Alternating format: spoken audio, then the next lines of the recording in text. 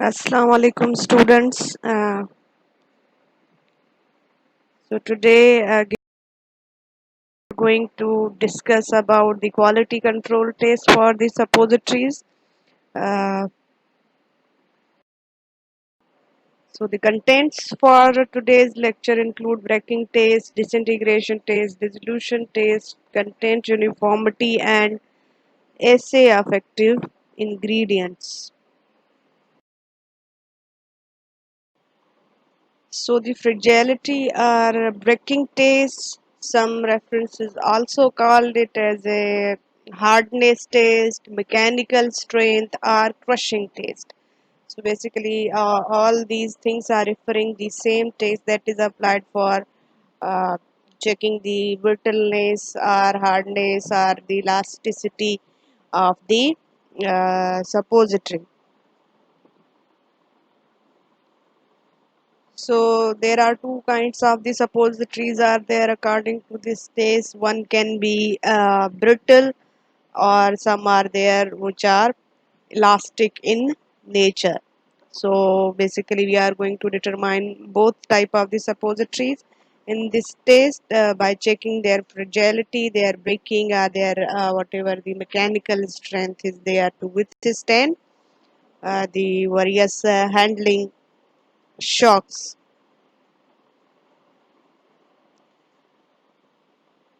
So this breaking test is designed as a method for measuring the fragility or the brittleness of the suppositories. Whether it is fragile or it is brittle, we are going to determine its strength. So the apparatus that is used for this test is consist of a double wall chamber in which the sample is placed. So basically the apparatus is consist of double wall chamber. So in that chamber we are going to place our sample. So in that chamber basically the water at 37 degrees centigrade is pumped through the double wall. Okay, so it's designed like that. Okay, the water is also pumped through the uh, double wall chamber.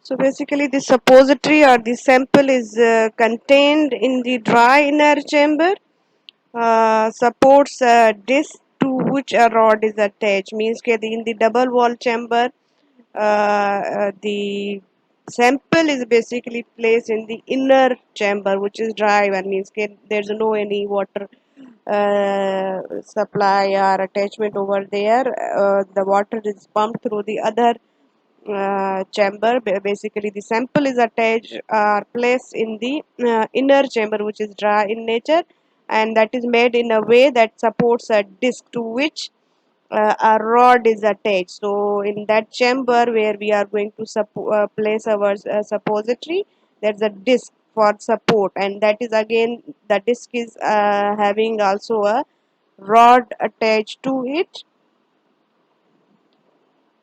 and the other end of rod is consist of another disc to which weights are applied. So in one disc uh, we are placing our suppository.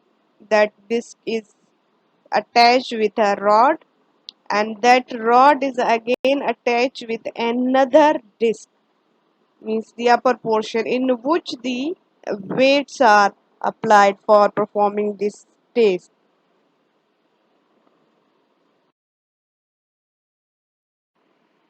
So this slide is showing you the construction of the apparatus for breaking test of suppositories.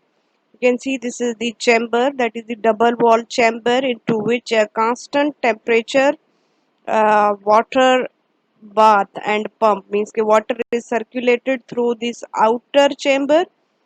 Okay, now we have a disc for supporting our suppository. In the middle you can see this is the sample or the suppository where which is placed in the lower disc, which is attached with some sort of the rod. Okay, two rods are there, and that rod is attached with the another upper disc in which the weights are applied for performing the test, for putting the pressure for braking. So you can see this is the design for the performing the fragility or the braking test of suppositories.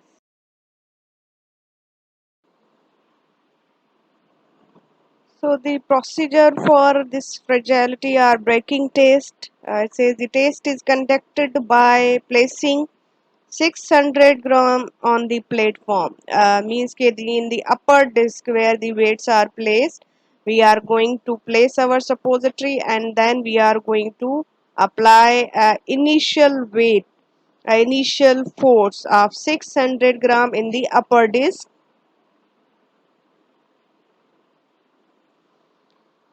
So at 1 minute intervals, 200-gram weights are added and the weight at which suppository collapses is the breaking point or force that determine the fragility or brittleness of suppository.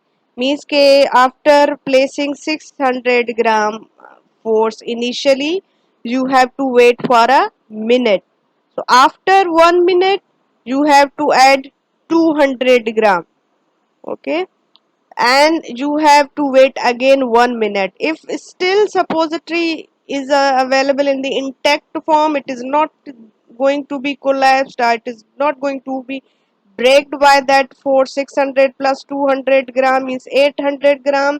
Then after 1 minute you have to add another 200 gram and then again wait for 1 minute. So if it in that amount, if your suppository is going to be broken down or it is going to be collapsed, then that point is your fragility, or we can say the brittleness of your suppository.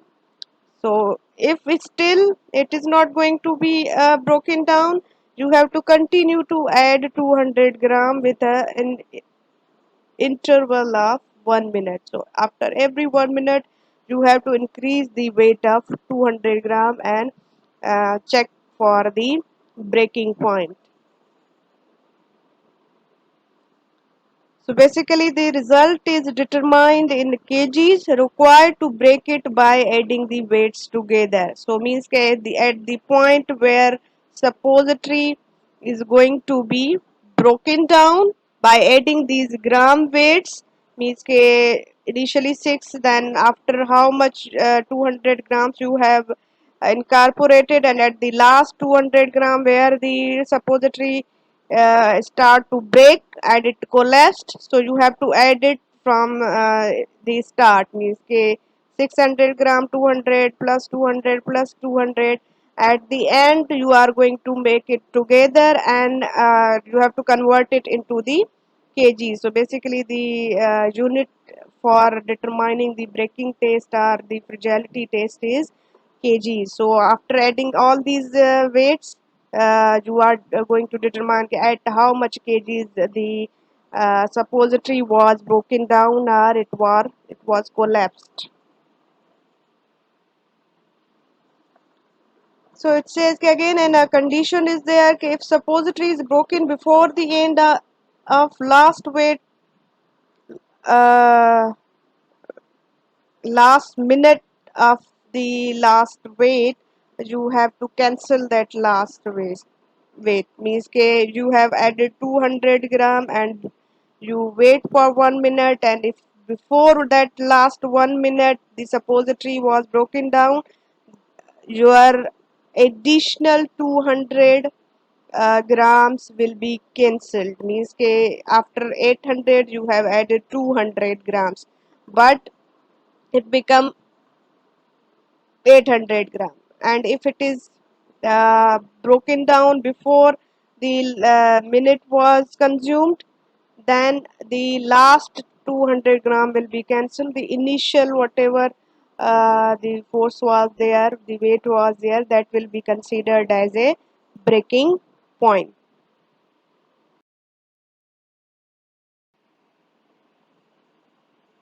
So differently shaped suppositories have different breaking points. So, like if they are oval, round, bullet shape, tear shape, they can vary with the breaking point. So, especially with the type like plastic or belted suppositories, the shape can also affect the their brittleness or their fragility or their elasticity, and that directly put an impact on the breaking point, or we can say their mechanical strength.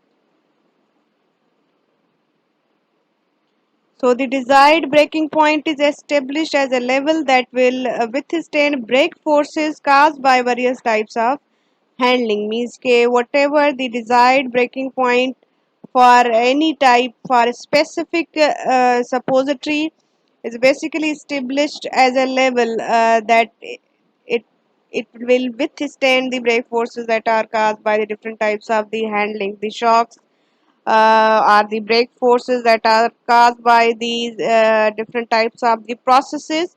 Will tell okay, how much strength is required by a specific type of the suppository to remain stable.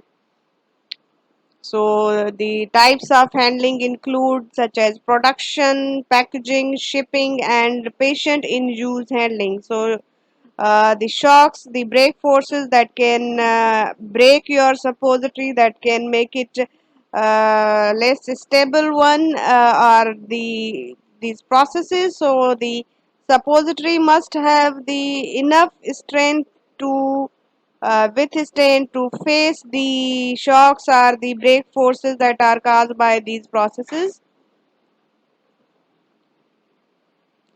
So basically, the as it is discussed, okay, the breaking point depend upon the type of the suppositories.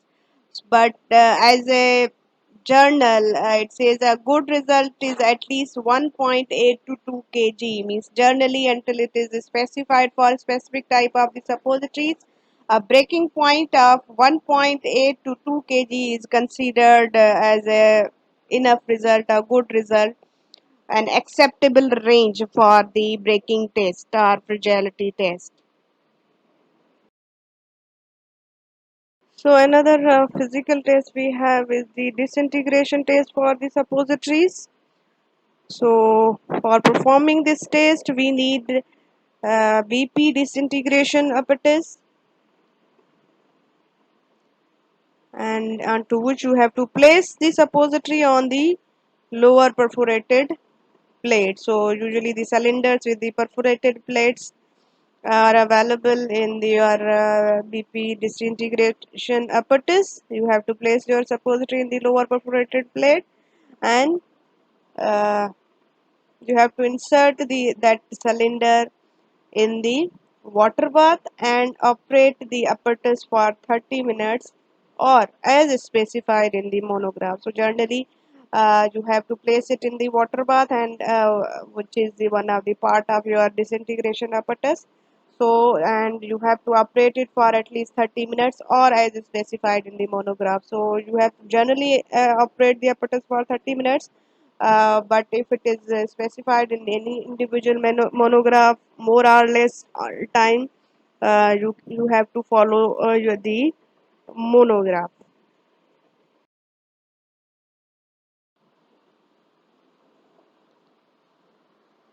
So suppository is disintegrated, or we can say we can consider that suppository is disintegrated is when uh, it is completely dissolved, disappeared, or it is dispersed into the certain components, just have become soft. Means ke these are the three conditions which are considered when you are testing the suppository for disintegration test. So you can consider your suppository as a disintegrated one if it is completely dissolved, or we can say completely disappeared from that the perforated plate, or it is dispersed, in dispersed or broken down into some sort of the parts or into the fragments or components, or it become soft. Yeah, it no more remain very strong, brittle, or elastic, or it basically it loses its strength. Then we can say your suppository is disintegrated. So after the desired time period, if these results are obtained, one of these results are obtained, you can consider your suppository as a disintegrated one, and you can pass your test, or you can say sample.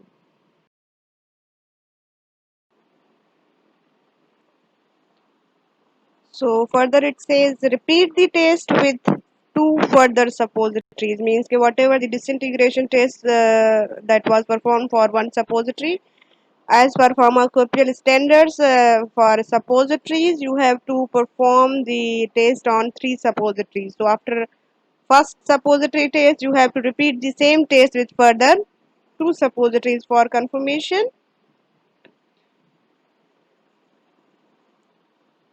All three disintegrate within 30 minutes unless otherwise specified in monograph. So basically, the journal time limit is 30 minutes. Basically, it's for fate-based or fate-soluble suppositories, unless it is specified in their monograph. The 30 minutes is the journal limit, but it is for fate-based, based, or we can say fate-soluble suppositories. They must all three the sample you have tested, they must disintegrate within the specified time limit. That is either they become dissolved, or they disperse into the components or fragments, or they become soft. So among these three results, the all any result that is obtained with these three suppositories, then you can pass your suppository for disintegration test. But in case of water-based suppositories, or we can say water-soluble suppositories, the time limit is about 60 minutes. So basically, water-based suppositories, the disintegration time is not more than 60 minutes. So this is the general time limit unless it is specified in the monograph.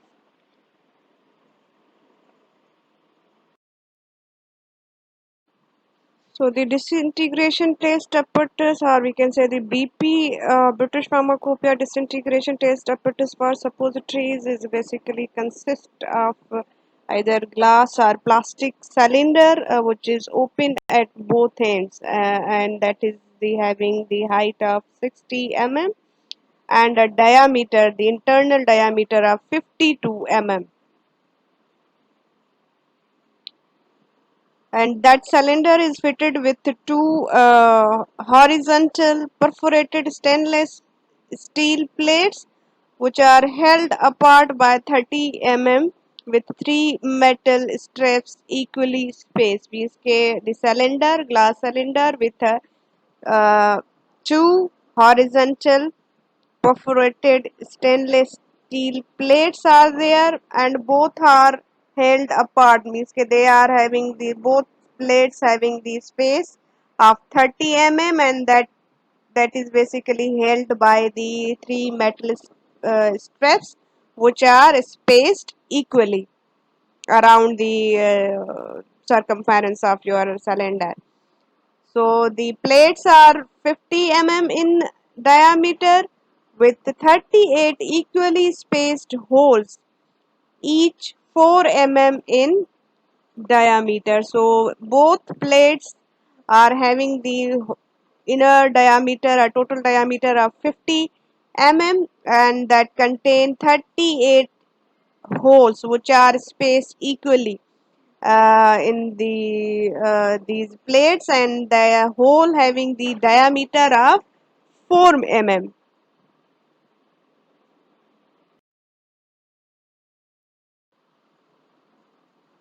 So basically another portion or part of this apparatus is the water bath, which is having the capacity of at least 4 liters, and usually contain water at a temperature between 36 and 38 degree centigrade. and plus an stirrer is available and a device for holding that glass or plastic cylinder during the taste.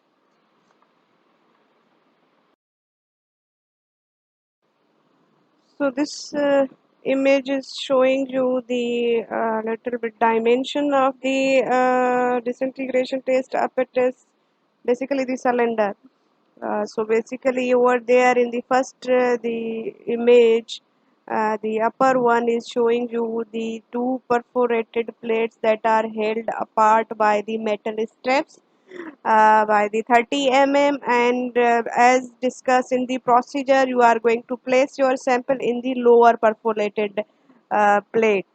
So above the upper plate will be providing little bit support to your sample, and you are going to place it in the lower perforated plate. Similarly, the second image, the lower image is showing you the perforated plate that is having the 38 equally spaced holes that are having the diameter of 4 mm each. So that during the disintegration process, the particles, the fragments, the components can easily pass through the cylinder and can show you the proper results. So this is the little bit of dimensions of the cylinder that is applied for the disintegration test apparatus of uh, suppositories. So next test we have is the dissolution test that also come under the chemical test for the suppositories.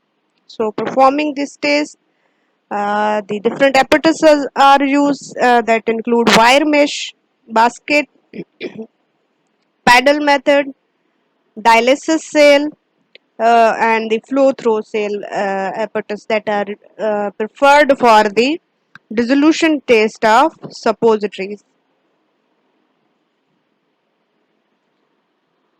So again, this test is also used to determine in vitro drug release with the melting range test. This dissolution test is also helpful in determining the in vitro drug release by testing the aliquots of sample, we can say the vehicle.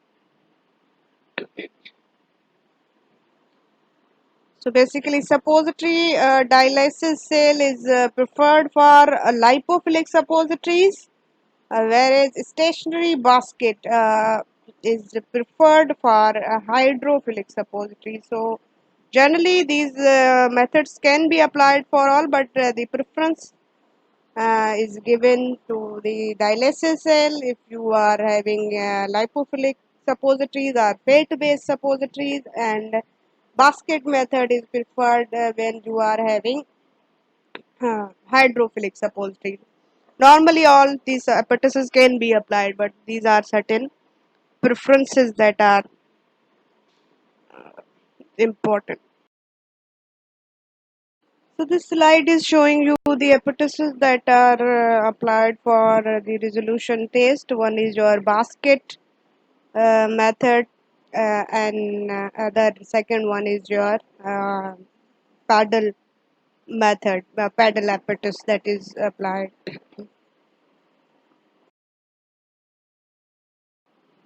So this slide is showing you the USP apparatus for that is your flow through cell, uh, into which you have a flow cell in which the sample is placed, and then there's a media reservoir from which media is pumped through this cell, and plus there is a UV or visible spectrophotometer is attached to it for determination of the active one. Similarly, you can also have this method by attaching a specific splitter which can separate the waste or only simple media and plus the drug content, and that drug content can be collected as a fractions into the fraction collector and then analyzed in any instrument. Uniformity test. So content uniformity is required in some monographs to ensure the consistency of a dosage unit. So especially in the case of the potent drugs, it's important to maintain the active content within certain range. So therefore, uh, it's important to perform this test when it is specified by the monograph. So it say these dosage units should have a drug substance content within a narrow range around the label claim. So whatever the label claim is there, you have to maintain the amount of drug substance, or we can say the active drug content within a narrow range. That means whatever the plus minus 15%, 20%, 25%, whatever is allowed around the label claim, means whatever the amount of active mentioned in the label, you have to maintain around a certain range of means you have to maintain content around this label claim. You should try to maintain whatever the label claim is there, but because of the human error and certain instrument errors, we have the error limit, so we can maintain uh, our drug content within the certain range of the label claim.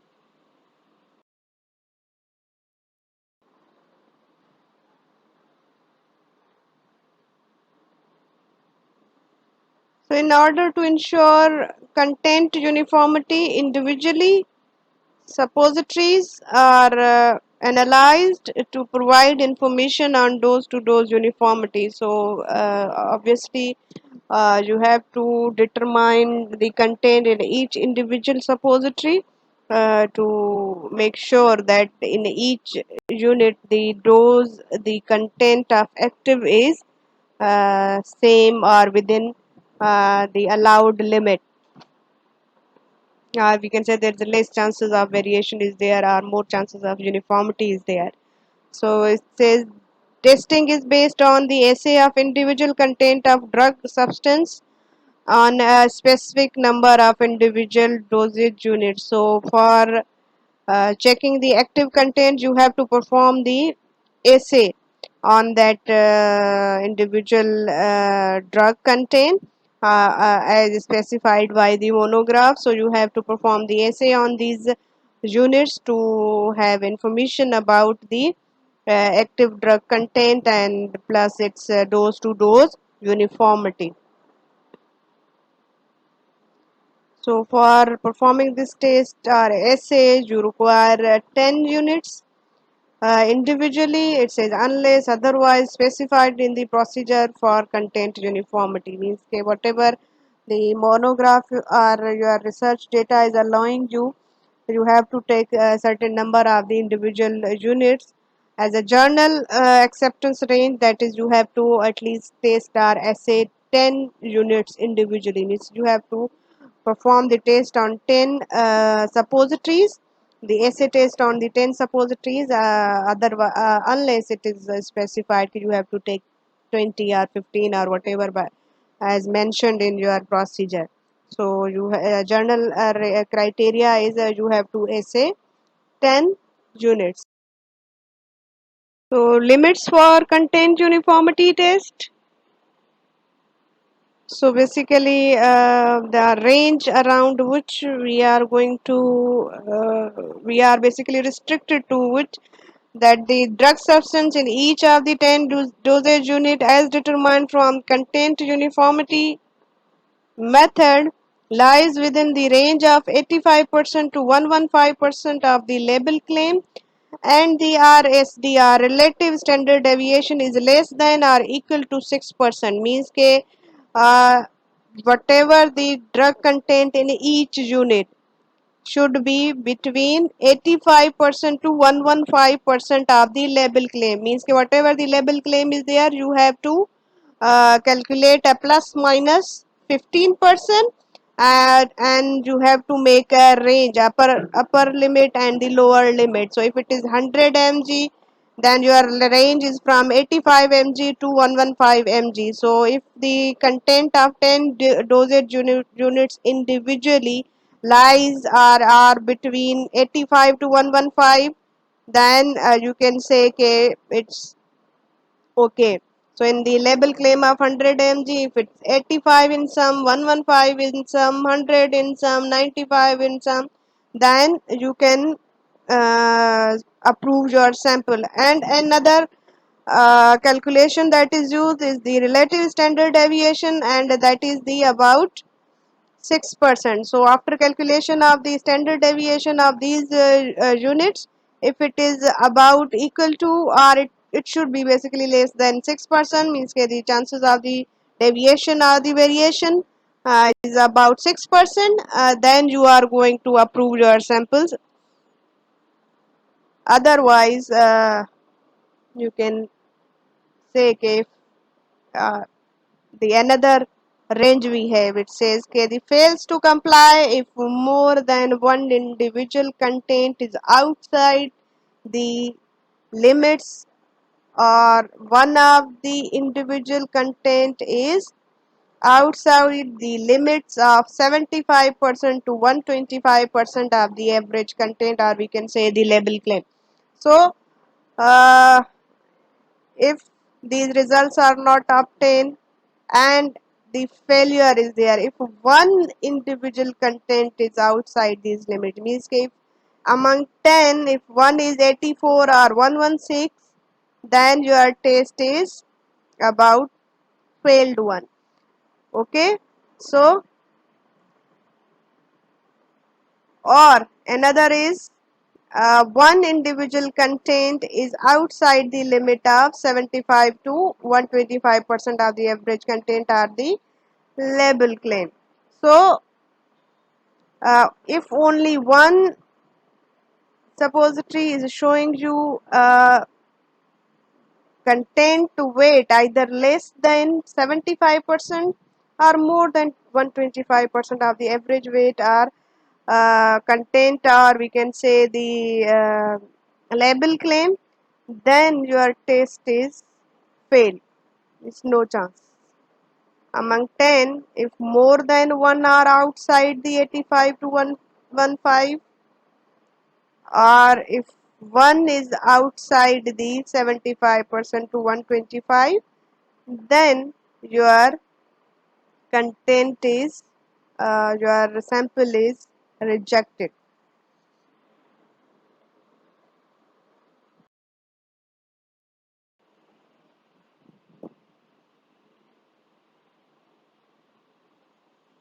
If one unit is out of the limit of 85 to 115%, and no unit is outside 75 to 125%, or if the relative standard deviation is greater than 6%, or if both conditions prevail, test 20 additional units. Means ke, another condition in which only what happens, only one unit is outside the initial criteria, but still it is within the second criteria, that is the 75 to 125%. And if the relative standard deviation is a little bit higher than the 6%, then you are allowed to perform this test in 20 additional units.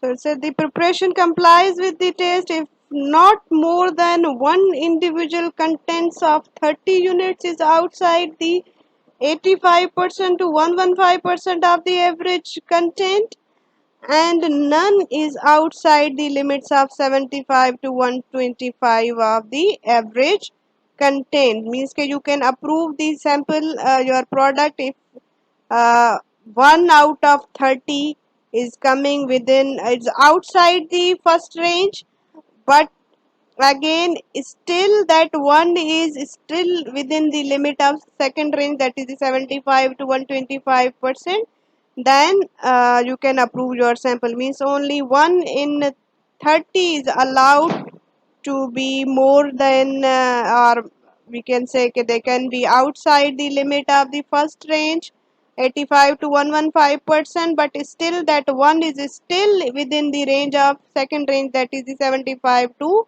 125%, and no any unit is outside the this second range. So if any unit is coming outside the second range, we can again this test is fail to comply with the standard, so you can reject your sample. So only one unit is allowed to be outside from the first range, but no any unit is allowed to be outside the limits of second range, that is the 75 to 125% in case of 30 units. In case of 10 units, no any unit is allowed to be outside the limit of 85 to 115%, or we can say the first range.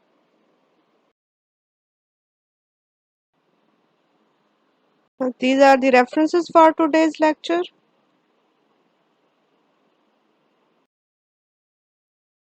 Thank you.